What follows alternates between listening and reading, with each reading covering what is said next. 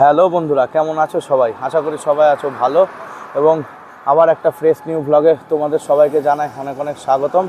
তো আজকে চলে এসেছি আবার একটা নতুন ভিডিও নিয়ে। আজকে তোমাদের একটু হিরো এক্সটেক প্লাস স্প্লেন্ডার একটু বাইকটা দেখাবো আমি। তো চলো সেটার স্পেসিফিকেশান সম্বন্ধে তোমাদেরকে বলবো। তো আস্তে আস্তে ব্লগটা দেখতে থাকো এবং চলো ব্লগটা স্টার্ট করি। এবং তার আগে বাইকের কটা সিনেমেটিক শট তোমরা ভালো করে দেখে নাও, তারপরে তোমাদেরকে স্পেসিফিকেশনগুলো ভালো ভালো করে বলে দেবো। তো চলো দেখতে থাকো।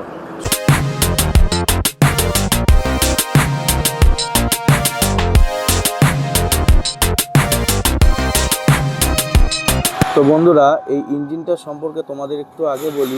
ইঞ্জিনটা যে বিএইচপি পাওয়ার প্রডিউস করছে সেটা হচ্ছে 7.9 বিএইচপি, 8000 আরপিএম। এবং যে ম্যাক্সিমাম টর্ক পাওয়ার এটা প্রডিউস করে সেটা হচ্ছে 8.05 নিউটন মিটার পার 6000 আরপিএম। এবং এর মধ্যে যে কুলিং সিস্টেমটা ব্যবহার করা হচ্ছে সেটা কিন্তু এয়ার কুল সিস্টেম ব্যবহার করা হয়েছে এই ইঞ্জিনের কুলিংয়ের জন্য। এই ইঞ্জিনের মধ্যে যে সিলিন্ডারটা ব্যবহার করা হয়েছে সেটা কিন্তু সিঙ্গেল সিলিন্ডার ইঞ্জিন ব্যবহার করা হয়েছে। তো চলো বন্ধুরা, এবার একটু তোমাদেরকে আমি ভালো করে এই গাড়ির লুকটা একটুখানি ভালো করে দেখাচ্ছি। তার কারণ গাড়িটার একটু লুকটাও তোমাদের দেখা দরকার।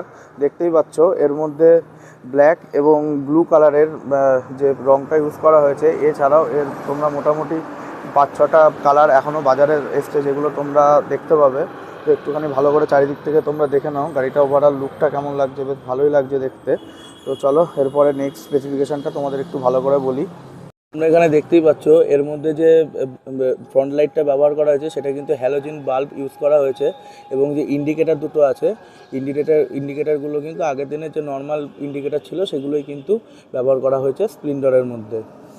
ক্লাচটা তোমরা দেখতে পাচ্ছ, এই ক্লাচটা কিন্তু ওয়েট মাল্টিপল ক্লাচ এখানে কিন্তু ব্যবহার করা হয়েছে। তোমাদেরকে আর একটা জিনিস যেটা দেখানো সেটা হচ্ছে এই যে ডিজিটাল মিটারটা, এটা কিন্তু পুরোপুরি একটা ডিজিটাল মিটার।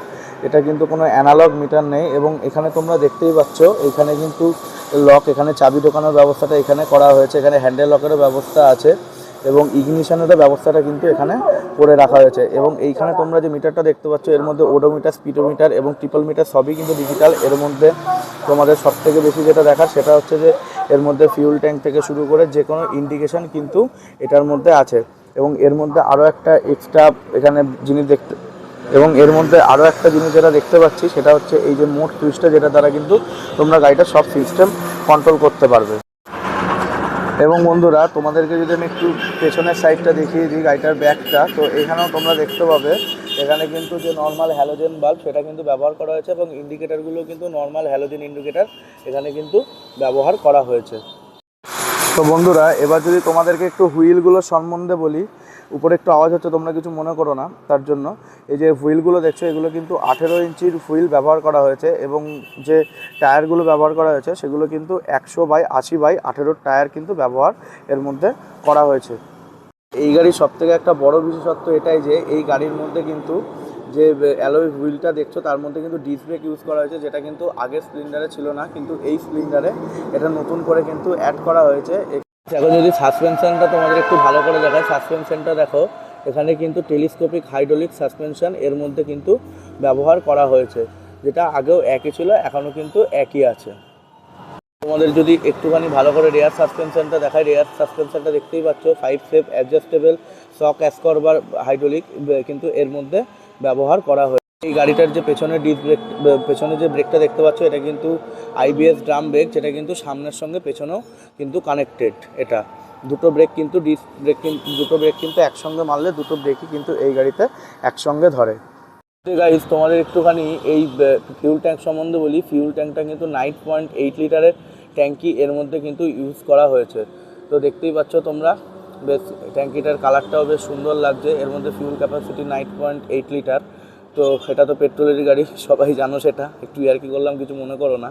তোমাদেরকে একটু গিয়ার সম্বন্ধে বলে দিই। এই গাড়ির যে গিয়ার ব্যবহার করা হয়েছে এটা কিন্তু 4 স্টেপ অ্যাডজাস্টেবল, মানে 4 স্টেপের মানে 4টে গিয়ার এর মধ্যে কিন্তু ব্যবহার করা হয়েছে। তো একটুখানি ভালো করে তোমরা এই জায়গাটাও দেখে নাও। এবং এখানে দেখতেই পাচ্ছ যে চেন ড্রাইভটা, বেশ চেনের কভারটাও বেশ সুন্দর করে এর মধ্যে ইনস্টল করা হয়েছে। তো গাইজ, এই গাড়িটার যে কার্ব ওয়েট সেটা কিন্তু 112 কেজি এবং গাড়িটার গ্রাউন্ড ক্লিয়ারেন্স হচ্ছে 165 মিলিমিটার। এবং দেখতেই পাচ্ছ এর সিট হাইটটা যেটা ব্যবহার করা হয়েছে সেটা কিন্তু 785 মিলিমিটার এই সিট হাইটটা কিন্তু এর মধ্যে ব্যবহার করা হয়েছে। তো চলো এবার একটু তোমাদের ওভারের লেন্থ সম্পর্কে গাড়িটার একটুখানি বলি। ওয়াইড লেন্থ হচ্ছে 720 মিলিমিটার। তো বন্ধুরা আরও চলো কিছু তোমাদেরকে একটুখানি ভালো করে দেখিয়ে দিই গাড়িটায়। এটা বলার, এই গাড়িটার কিন্তু এফআই সিস্টেম ইউজ করা হয়েছে, ফিউল ইনজেকশন সিস্টেম। সেটাও একটু তোমরা একটু ভালো করে এখানে দেখে নাও, যেটা কিন্তু এখানে পুরোপুরি মার্কিং লোগো করে দেওয়া আছে। তোমাদেরকে একটু ভালো করে সুইচগুলো সম্পর্কে বলি। এটা কিন্তু অন অফ, এটা হচ্ছে কিলার সুইচ, এটা হচ্ছে গাড়িটা স্টার্ট করার সুইচ। এবং এখানে নিচে তোমরা দেখতেই পাচ্ছ ফুটরেস্টের এখানে কিন্তু মানে কি বলবো যে পা দিয়ে স্টার্ট দেওয়ারও কিন্তু ব্যবস্থা এই গাড়িতে রয়েছে। কিক কিন্তু এই গাড়ির মধ্যে আপাতত অ্যাভেলেবেল রয়েছে। তো গাইস এবার একটু তোমাদেরকে গাড়িটার মাইলেজ সম্পর্কে বলি। মাইলেজ সম্পর্কে একটুখানি দ্বিধা রয়েছে। তো মাইলেজটা এর যে ওনার রিপোর্ট করেছে সেটা হচ্ছে 65 কিলোমিটার, কিন্তু এছাড়া কোম্পানি কিন্তু এটাকে 73 কিলোমিটার পর্যন্ত বলছে যে এটা কিন্তু মানে মাইলেজ দিচ্ছে। তো এরপরে একটা টেস্ট রাইড ভিডিও করে তোমাদেরকে এটাও বলে দেবো যে কত মানে মাইলেজ দিচ্ছে না দিচ্ছে সবই তোমাদেরকে জানাবো। তো চলো এবার একটুখানি শোরুমটা তোমাদেরকে একটুখানি ঘুরে দেখাই।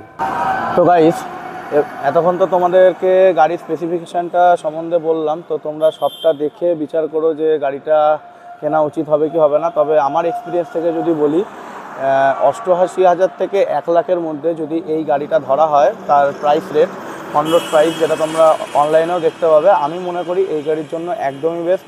যে পরিমাণে মাইলেজ দিচ্ছে, যে পরিমাণে প্রত্যেকটা সেগমেন্ট ইউজ করা হয়েছে, যে নতুন নতুন ফিচার্সগুলো ব্যবহার করা হয়েছে। এবং এর আরেকটা ভার্সান আছে যেটা হচ্ছে হিরো এক্সটেক প্লাস 2.0, যেটা কিন্তু মানে ওটা কিন্তু ড্রাম ব্রেক, ওটা কিন্তু ডিস্ক ব্রেক নেই। তো ওইটাও একদিনকে তোমাদেরকে রিভিউ করে দেখাবো। তো আপাতত এটা তো দেখলে, এবং লং ড্রাইভের জন্যও কিন্তু গাড়িটা খুব একটা খারাপ না, গাড়িটা অনেকটাই ভালো গাড়ি। তো আশা করি তোমরা এই গাড়িটা পছন্দ করবে, অনেকে নিতেও পারো। যারা অনেক দূরে কাজ করতে যাও, তাদের মাইলেজ প্রয়োজন, তাদের জন্য কিন্তু এই গাড়িটা একদমই বেস্ট। তো চলো এবার একটু তোমাদেরকে শোরুমটা ঘুরে দেখাই। তো গাইস এখানে দেখতেই পাচ্ছ হিরো এক্সট্রিম 125 এবং হিরো এক্সটেক প্লাস 2.0 এই গাড়িগুলো আছে এখানে। এবং পেছনটা একটু দেখাই, ওইদিকে দেখতেই পাচ্ছ হিরো গ্ল্যামার থেকে শুরু করে সুপার স্প্লেন্ডার থেকে শুরু করে সুপার স্প্লেন্ডারের নতুন ভার্সনগুলো এখানে কিন্তু অ্যাভেলেবেল আছে। এই শোরুমটা সম্পর্কে তোমাদের আমি একটুখানি ভালো করে বলে দিই। গাড়িগুলো তো তোমরা তখন ভেতরে দেখলেই। তো শোরুমটা হচ্ছে অ্যাকচুয়ালি আমাদের যে বেথরডাহরি কানাইবাবু স্কুল তার ঠিক উল্টো দিকে শোরুমটায় এনপি অটো সেন্টার। তো এইখানে তোমরা হিরোর সব ধরনের যে কোনো গাড়ি পেয়ে যাবে। এখানে যে এক্সেমার থেকে শুরু করে এক্সট্রিম 160 থেকে শুরু করে এক্সট্রিম 125 থেকে শুরু করে যে কোনো বাইক স্কুটি হিরোর রুম থেকে সব কিছু অ্যাভেলেবেল এখানে আছে। এবং এখানকার যে দাদারা আছে তাদেরও সার্ভিস খুবই ভালো। এবং ফোন নাম্বারটা আমি একটু ডেসক্রিপশানে দিয়ে দেবো, সেটা তোমরা একটুখানি দেখে নিও ভালো করে। তো আশা করি এখান থেকে তোমরা গাড়ি কিনলে অনেক লাভবান হবে, এবং কাগজপত্র সব কিছু ঠিকঠাক এখানে দেওয়া হয়। আমার তো কোনোদিন এক্সপিরিয়েন্স খারাপ হয়নি। তো একবার এখানে আসো, গাড়ি কেনো। তো চলো আজকে পর্যন্ত এইটুকুই। তো গাইস তোমাদেরকে শোরুমটা সম্পর্কেও বললাম, সবই বললাম। তো গাড়িটা সম্পর্কেও আজকে বললাম। তো আজকের জন্য ভাই এটুকুই, আজকে আর পারছি না, হাঁপিয়ে গেছি। তো পরের দিন আবার যখন নতুন ভিডিও শ্যুট হবে আবার তো দেখা হচ্ছেই। তো আজকে পর্যন্ত এইটুকু, টাটা। আবার দেখা হচ্ছে তোমাদের সঙ্গে নেক্সট ব্লগে। ভালো থেকো সবাই, টাটা।